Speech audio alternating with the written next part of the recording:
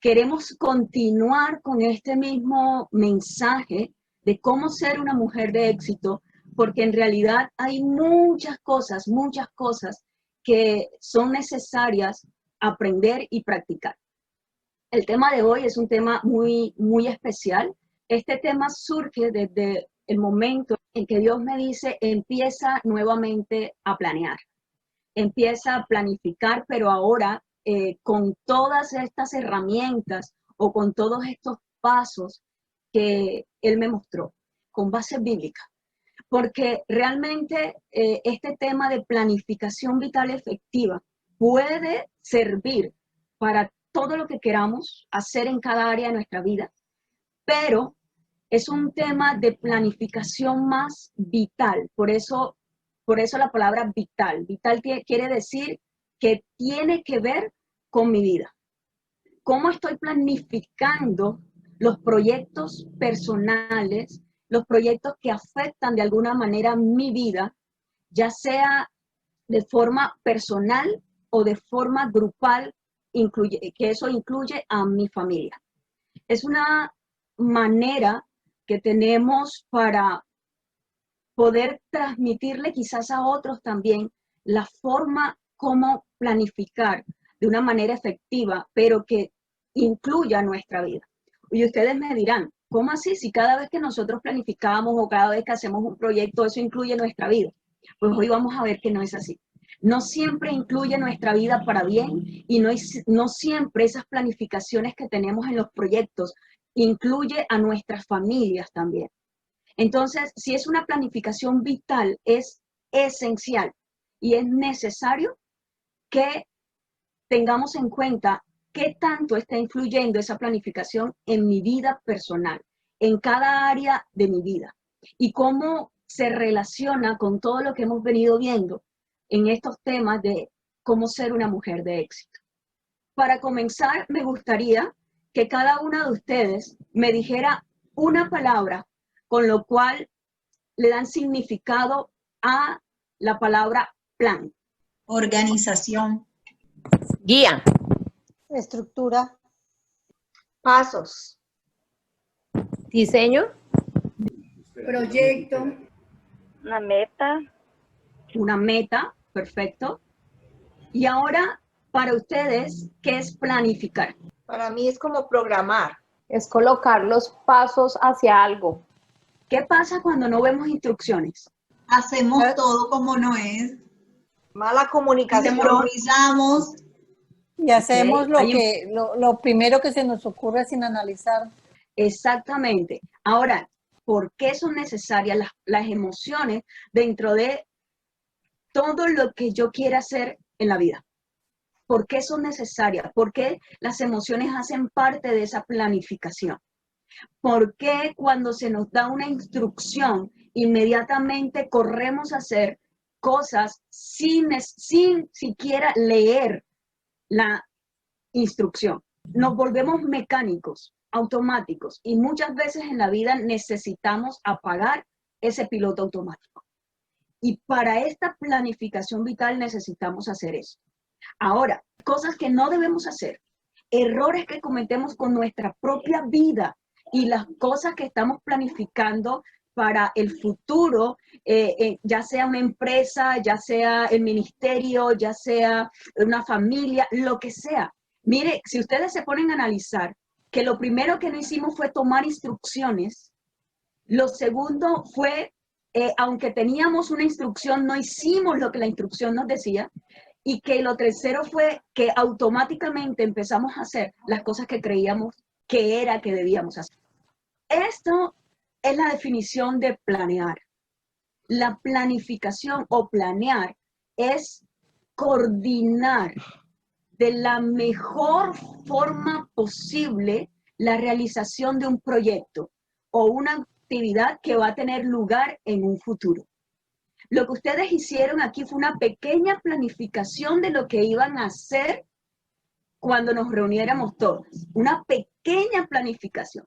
Algo importante que me encantó cuando estaba haciendo todo el estudio de la planificación, de qué era planificación, fue ese concepto diferente de lo que es el plan.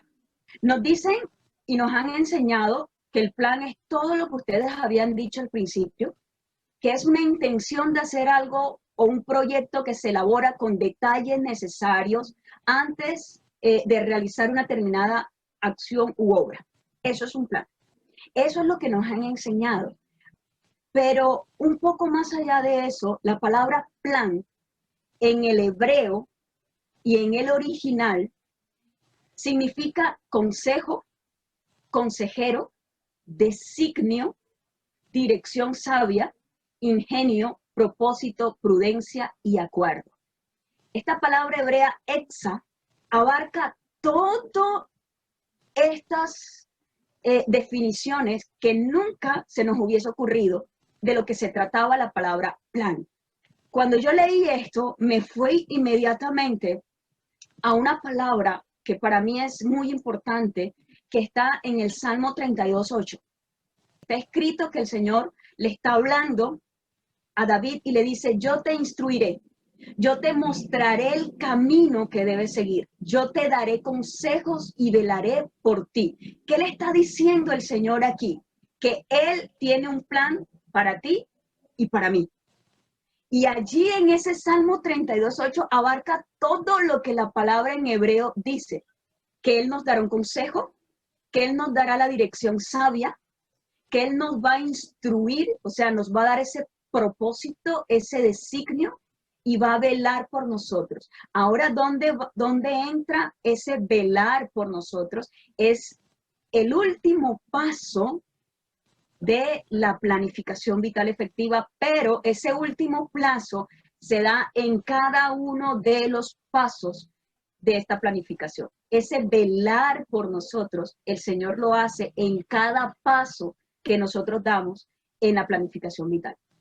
Imagínense ustedes que están pues en esa montaña y van ustedes hacia una dirección y empiezan a buscar la dirección en todas esas flechas. ¿Hacia dónde cree que las van a mandar? ¿Es una dirección correcta, una dirección sabia? El plan necesita tener una dirección sabia. Para poder planificar yo necesito un consejo. Y la palabra dice en Proverbio que en la multitud de consejeros está la sabiduría. Entonces yo no puedo hacer un plan, yo no puedo hacer una planificación en ningún área, en el área personal, para comenzar un trabajo, para comenzar una empresa, para emprender cualquier cosa que yo vaya a emprender, para casarme, para organizar algo en familia. No lo puedo comenzar si yo no tengo consejeros, si yo no sé exactamente lo que quiero hacer, o sea, la dirección hacia dónde voy. El que no sabe para dónde va, cualquier bus le sirve, ¿cierto? Pero si yo tengo una dirección sabia, yo sé hacia dónde me enfoco. Y el plan necesita un enfoque directo a mi meta, a mi final. El plan es ese propósito que yo tengo con mi vida y con todo lo que me rodea. Así que estos pasos de planificación nos van a servir para todo. El primer paso para la planificación vital efectiva es identificar. Nuestro segundo paso cuando estamos haciendo una planificación vital efectiva es la organización. El tercer paso es la ejecución. Y el cuarto paso, y miren donde yo les decía que entra lo que en el Salmo 32:8 dice, y es defender el proyecto. Ese es el último paso que nosotros damos, pero tiene también implícito algunos pasos para que cuando nuestro proyecto ya está en ejecución, nosotros necesariamente tenemos que defenderlo. Pero no podemos empezar a ejecutar un proyecto sin identificar lo que necesitamos. No podemos empezar a organizar sin saber qué voy a organizar. Entonces vamos paso por paso. ¿Qué tengo que identificar? Primero que yo debo identificar para comenzar a hacer mi plan, mi proyecto en cualquier área es qué quiero hacer y para qué lo voy a hacer. Yo quiero tener una empresa, ok, identifiqué que quiero hacer una empresa, pero ¿empresa de qué? Porque una empresa es muy grande. Entonces, ¿empresa de qué? ¿Y para qué voy a tener esa empresa? Muchos dirán, pues yo quiero tener una empresa para tener más ingresos. Sí, pero cuando se acaba la empresa, ¿qué pasa? Cuando la empresa entra a un tiempo como esto, de crisis económica, ¿qué va a pasar? Ya no vas a tener ingresos. ¿Va a quedar hasta ahí tu empresa? Entonces, ese para qué lo voy a hacer necesita que su fundamento sea sólido. Que aunque vengan tiempos de crisis, sea en mi vida, sea en mi familia, sea en los seculares, o sea, en mi empresa, en el noviazgo, en cualquier relación que tenga, donde yo esté ejerciendo un propósito, un plan, un proyecto, tenga una base sólida, que ese proyecto no se vaya a derrumbar, sino que yo pueda continuar a pesar de. Entonces, para esto, es como lo que les decía, el que no sabe para dónde va, cualquier bus le sirve. Yo no puedo decir que me voy a cambiar de ciudad, por ejemplo, pero ni sé para qué ciudad voy. Si yo digo, acá en Colombia, por ejemplo, me voy para Bogotá, yo tengo varios medios de transporte para tomar la ruta hacia Bogotá, pero el tiquete que voy a comprar de avión, si me voy en avión, debe ser un tiquete a Bogotá. No puedo comprar un tiquete a Medellín ni a Cali, porque mi destino, mi final, va a ser Bogotá. Puedo tener escalas, pero las escalas no significan mi destino final.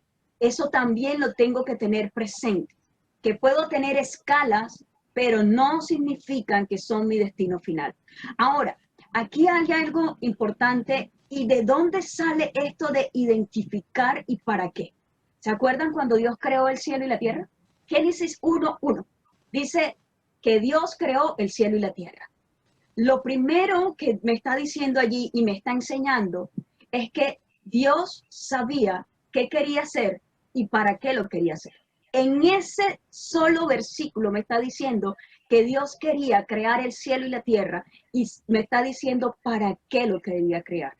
Para deleite de Él, para poder crearnos a nosotros, para poder tener un lugar donde compartir con nosotros, o para cualquier otra cosa que Él no nos haya revelado. Otra historia que muestra la identificación en qué quiero hacer y para qué quiero hacer, la encontramos en Nehemías. El libro de Nehemías, capítulo 1, capítulo 2, nos habla de qué quería hacer Nehemías. Cuando Nehemías escucha que la ciudad de Jerusalén estaba derribada, la emoción de Nehemías que viene acá es la tristeza. Dice que él se colocó a llorar, se puso a llorar y empezó a orar. Y en esa emoción de tristeza lo llevó a saber qué quería hacer con relación a Jerusalén.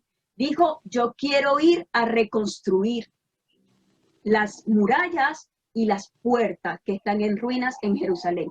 Así que la tristeza puede ser una emoción muy importante para identificar lo que nosotros necesitamos hacer. Cuando ustedes estén en un momento de tristeza, no quieren salir corriendo de allí. Cuando estén en un momento de desesperación, ¿qué hago? No sé qué hacer, es que todo me sale mal. En ese momento de tristeza, cálmate, trata de calmarte, e inmediatamente lo que te pido que hagas es, ¿qué puedo hacer para que mi situación cambie? ¿O qué puedo hacer yo para influir en determinada situación? Y allí, en ese momento de tristeza, Nehemías pudo entender lo que quería hacer. Allí mismo, en el capítulo 2, en el versículo 17, Nehemías identifica el para qué lo quería hacer. Y dice que cuando él se reúne con el pueblo, dice, reconstruyamos la muralla de Jerusalén y pongamos fin a esta desgracia. Ahí está el propósito. Muchas veces tus proyectos son para ponerle fin a una situación que ya no quieres seguir viviendo. Muchas veces tus proyectos necesariamente deben ser para colocarle fin a la situación que has venido trayendo hasta hoy. Puede ser una situación financiera, una situación sentimental, una situación con la familia, en tu propia profesión, cualquiera. Por ejemplo, si eres profesional y estás trabajando, entonces quizás tu proyecto es ponerle fin a ese empleo y ser independiente. Es posible que salga de allí tu propósito. Entonces empiezas a identificar qué quieres hacer y para qué lo quieres hacer. Un segundo punto de identificar es dónde hay desorden o caos. ¿Se acuerda que Génesis 1:2 dice que la tierra era un caos total? Otras versiones dicen que la tierra estaba en desorden. Hay otras que dicen que no tenía forma. Necesitamos identificar dónde está el desorden en nuestra vida. Vuelvo y digo, puede haber desorden en la parte financiera, puede haber desorden en la parte emocional, puede haber desorden en lo familiar, puede haber desorden en la salud, puede haber desorden en cualquier área. Necesitamos identificar dónde está el desorden o el caos en nuestra vida, en nuestra familia. Y dice, la tierra estaba en caos total. Las tinieblas cubrían el abismo y el Espíritu de Dios se movía sobre la superficie de las aguas. Así que Dios, para poder hacerle el cielo y la tierra, estaba identificando cuál era el desorden que había. Identificó que había un caos y que necesitaba arreglarlo. Esto de hablar de desorden, de identificar el desorden o el caos, se llama inspeccionar el estado actual en que yo me encuentro. El estado actual en que se encuentra lo que yo quiero hacer. Tengo que inspeccionarlo, tengo que detenerme, sentarme a mirar cómo está. Y esto también lo vemos en Nehemías capítulo 2, cuando Nehemías sale de noche, cuando llegó a Jerusalén, dice que él sale de noche a inspeccionar las ruinas de las murallas de Jerusalén y las puertas. Él no llegó y dijo, aquí vengo yo y vamos a construir y vamos a parar. No, él dijo, necesito saber cómo está la situación. No podemos empezar a trabajar un propósito, un proyecto, si no identificamos estas dos cosas. ¿Qué quiero hacer y para qué lo quiero hacer? ¿Dónde está el desorden? ¿Dónde está el caos? Necesito inspeccionar lo que está pasando. Una tercera parte o un tercer paso es ¿con qué cuento? ¿Cuáles son mis recursos? ¿Cuáles son los recursos que tengo para comenzar este proyecto? Acuérdense, el proyecto es vital, incluye mi vida. Así que el proyecto puede ser de manera personal y puede ser de manera externa. Puede ser un proyecto en un cambio radical en mi vida, en la restauración de mi vida, en sanidad interior. Puede ser en mi salud física, puede ser en mis finanzas, en emprender algo nuevo, pero necesito identificar cuáles son mis recursos. Y para esto necesito hacerme estas preguntas. ¿Con qué cuento? ¿Qué tengo? Y esta pregunta es muy importante. Dicen, pero ustedes pueden decir, pero es igual a la otra. No. Dice, ¿qué tengo que me es indispensable?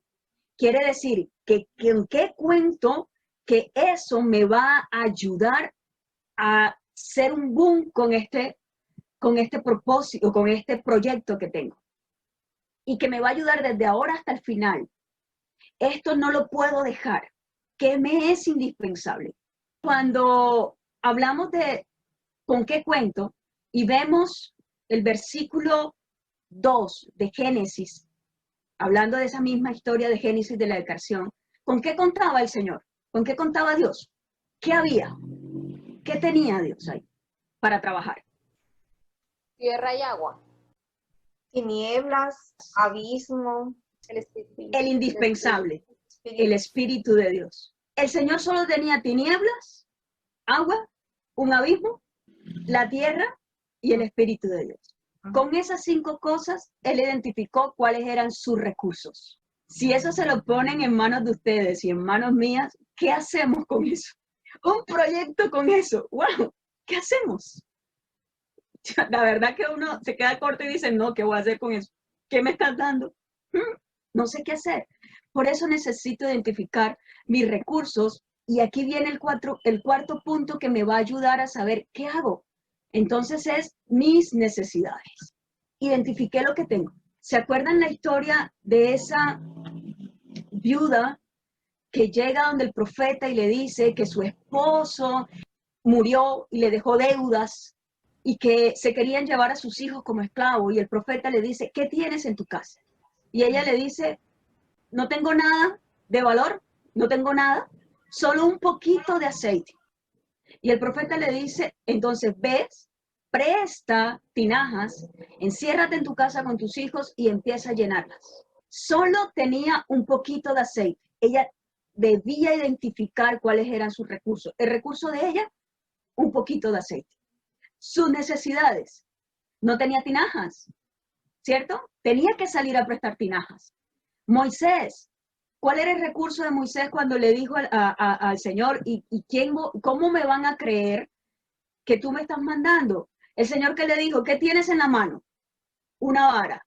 Y con esa vara hacía milagros, porque Dios hacía esos milagros a través de él.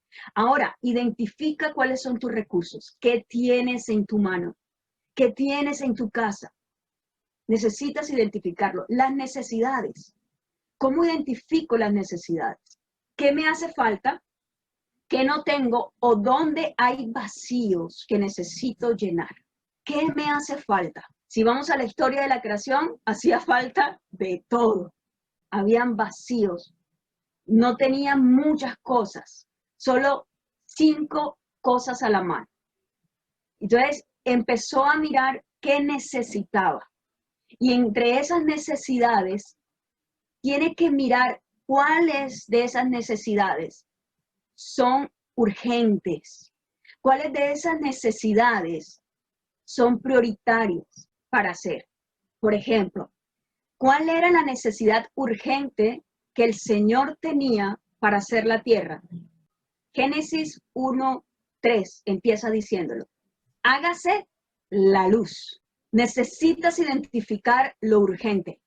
Necesitas identificar cuál es la necesidad primaria para comenzar tu proyecto. Sin luz, no podía organizar el desorden. Sin luz, no podría organizar el caos. Entonces, necesitamos identificar las necesidades urgentes, las necesidades primarias y todas las necesidades que van a ir complementando nuestro proyecto. Necesito identificar lo urgente para luego hacer lo importante. No quiere decir que yo no voy a trabajar en lo importante. Claro que voy a trabajar en lo importante, pero es que miren lo que hizo el Señor. Si Él no hace la luz de primero, ¿cómo organiza todo lo demás? ¿Por qué hizo primero la luz? Porque era lo que necesitaba urgente para poder separar las tinieblas y poder saber dónde estaba el vacío y dónde más estaba el desorden. Eso necesitamos hacer nosotros en nuestra vida. Tú y yo no podemos empezar un proyecto de una empresa, por ejemplo, sin primero organizar lo importante, que es cómo están mis finanzas, cómo manejo yo mis finanzas. Si mis finanzas personales están mal, no están bien administradas, ¿cómo voy a irme a meter a hacer una empresa que no voy a saber manejar? Entonces, aprendo a manejar mis finanzas personales y luego me voy a crear una empresa. Primero lo primero. Esto me encanta en la historia de Nehemías. Lo primero que ellos hicieron después de hacer toda esa identificación fue reconstruir la puerta de las ovejas. Dice, la repararon y la colocaron en su lugar. Reconstruyeron también las murallas desde la torre de Sién hasta la torre de Hanané. ¿Por qué empezar a reconstruir las murallas de Jerusalén con esto? Y no comenzaron por otro lugar. ¿Se acuerdan que el mismo Jesús dijo, yo soy la puerta de las ovejas? Esto es algo espiritual muy grande, que tiene que ver en todas las áreas de nuestra vida. Lo primero que ellos hicieron fue la reconstrucción de la puerta de las ovejas. Dice, la repararon y la colocaron en su lugar. Si Jesús no está en el lugar que le corresponde en tu vida, construcción o reconstrucción de lo que tú vayas a hacer, no va a quedar bien. No va a quedar bien. ¿Por qué? ¿Recuerdas lo que dice Salmos 32:8? Él es el que te va a dar el plan. Él es el que te va a dar el consejo, el que te va a guiar, el que te va a decir qué hacer y qué no hacer.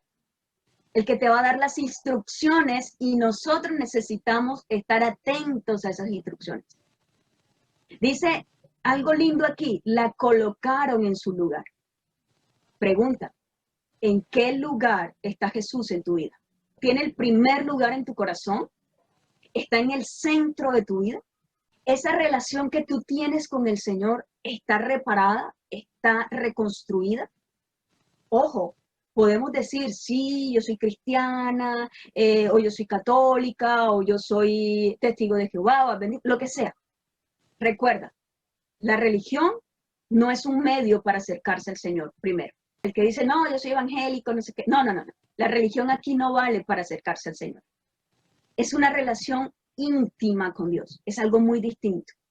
Ahora, yo puedo estar asistiendo a la iglesia, puedo estar sirviendo, puedo estar haciendo donaciones, puedo estar haciendo muchas cosas, pero si mi relación con Cristo no está bien, no estoy haciendo nada. Eso era lo que dice ese versículo. La relación con Cristo, la puerta de las ovejas estaba destruida. Y Eliasid significa Dios restaura. Así que tú y yo necesitamos restaurar esa relación con Cristo a través de Dios y a través del que estuvo en el inicio de esa creación, que es el Espíritu Santo. Ahora, ¿por qué ellos reconstruyeron las murallas desde la torre de Sién hasta la torre de Hananel?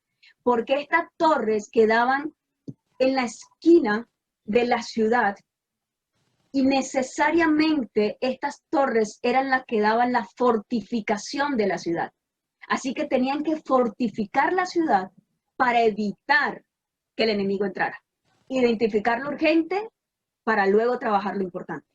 Muchas veces nuestros planes, nuestros proyectos fracasan porque no tienen dirección de Dios. Y esa dirección de Dios no está porque no tenemos una relación con Cristo reconstruida. Recuerda, Él mismo dijo, lo puedes leer en el Nuevo Testamento, dijo, yo soy la puerta de las ovejas. Está haciendo una similitud con esto de la reconstrucción de Jerusalén. ¿Quieres reconstruir tu vida? ¿Quieres reconstruir proyectos duraderos? ¿Quieres reconstruir o construir objetivos que realmente tengan éxito? ¿Quieres tener éxito? Entonces aplica lo que dice Proverbios, pon en manos del Señor todas tus obras y tus proyectos se cumplirán. Para que tú tengas un proyecto exitoso, cualquiera que sea, coloca a Dios en medio de ese proyecto. Empieza a reconstruir tu relación con Cristo y verás cómo cambia todo. Punto número 6, y con esto cerramos. En la parte de identificar, necesitas identificar esos aliados estratégicos. Mis amadas, no todo el mundo es aliado en el propósito o los proyectos que tengo en mi vida. No todos son aliados. Pueden haber muchos conocidos, pueden haber muchos amigos, puede haber mucha familia, pero no todos son aliados en la construcción de mi proyecto o de mi plan. El aliado estratégico de Dios en la creación del mundo, ¿quién fue? El Espíritu Santo. Ese fue el aliado estratégico de Él. Ese aliado estratégico necesariamente debe ser una persona con esos objetivos comunes contigo, en todas las áreas. Ojo, en todas las áreas, aún en la espiritual. Esa mucha más. ¿Por qué? En Nehemías 2:20 nos encierra el por qué deben haber esos aliados estratégicos. Él fue a reconstruir, se reunió con el pueblo y hubo un grupo de hombres que se levantó a oponerse a esa reconstrucción y luego querían ir a apoyarlos, fueron a ofrecerles su ayuda. Y Nehemías les dijo, el Dios del cielo es quien nos ayuda, pues somos sus siervos. Así que vamos a reconstruir la ciudad y ustedes no tendrán arte ni parte en ella. Ojo con quienes son tus aliados, con quienes buscas para aliarte en un proyecto en tu vida. Cualquier proyecto. Recuerda que está escrito en la Biblia, andarán dos juntos si no están de acuerdo. Entonces, tus aliados necesariamente deben de ser aquellos que llevan objetivos comunes contigo. No es aquel que me puede dar el dinero para hacer un negocio. Si esa persona que me puede dar el dinero para hacer un negocio está haciendo cosas incorrectas para obtener ese dinero. No es aquel que me puede dar el dinero para hacer un negocio, pero yo debo de poner en tela de juicio mis valores y mis principios. ¿Cuáles son tus aliados estratégicos? Esta historia está en 2 de Crónicas 20, versículo 37, la última parte. Era un rey que Dios lo protegía, lo bendijo y siempre estaba con él. Pero ¿qué pasó? Les invito a leer esta historia y en la última parte del versículo 37 dice, por haberte aliado con Ocosías, el Señor destruirá lo que estás haciendo. En efecto, los barcos naufragaron y no pudieron ir a Tarsis. Ocosías era un rey enemigo del pueblo de Israel. Y el rey en ese entonces, al que Dios lo estaba apoyando y lo estaba defendiendo de sus enemigos, se alió con este rey que era enemigo del pueblo de Israel. No tenía nada en común con ellos. No tenía objetivos iguales con ellos. No perseguía lo mismo. Y por esa alianza fracasaron todos los proyectos de este hombre. ¿Con quién te estás aliando? ¿Con quién estás tratando aún de que tu vida sea quizás transformada? ¿Estás buscando que sea Dios quien transforme tu vida o estás buscando otras cosas? ¿Estás aliándote en la parte financiera con personas que realmente no están haciendo las cosas correctas? O sea, piensa, analiza, y todo esto está en la parte de identificar. Necesitamos identificar, chicas.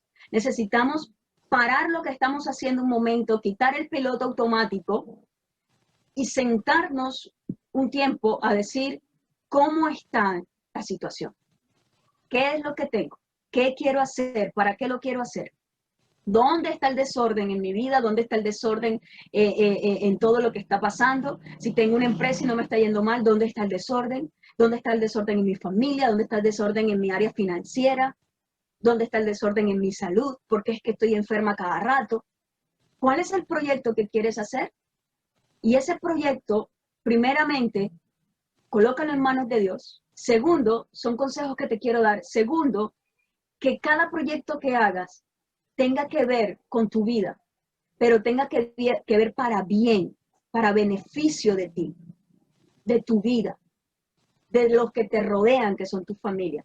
Mucha gente hace un proyecto de una empresa, un negocio, y hasta ahí le llegó la familia, porque ya no tiene tiempo entonces para la familia. Y esa es la gran mentira que todos dicen, que la mayoría decimos, ay, es que no tengo tiempo para hacer estas otras cosas. Y todos tenemos las mismas 24 horas del día. A nadie se les dio 25, 26 y a otros le dieron 18 o 24. No, a todos nos dieron 24 horas. ¿Qué debes hacer con esas 24 horas para poder organizarte? El tercer consejo que les quiero dar es que si tú no te propones firmemente hacer algo, no lo vas a hacer.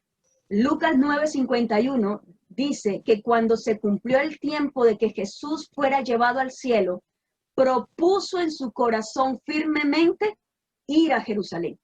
Si el Señor Jesús no se hubiese propuesto ir a Jerusalén, ¿sabes qué hubiese pasado? Él no hubiese muerto por nosotros. Él ya sabía que el tiempo estaba cumplido. Muchas veces el tiempo está cumplido en nosotras y no nos hemos propuesto enfocarnos al proyecto que necesitamos hacer. Descubre cuál es tu Jerusalén, identifícalo. ¿Qué tienes que hacer? Ser independiente, empezar una rutina de ejercicios, comenzar a mirar tus finanzas, comenzar a ver cómo está tu familia, comenzar a una relación de verdad íntima con el Señor. O sea, ¿qué tienes que hacer? área espiritual, área emocional, área física, financiera, de amigos, a veces también hasta los amigos los dejamos. O sea, aquí es todo, no solamente soy yo, es todo. Todo lo que tenga que ver conmigo. Y quiero cerrar y dejarla con esta frase, y es que no comiences un proyecto sin antes asegurarte para qué lo quieres hacer y qué tan necesario es para tu vida.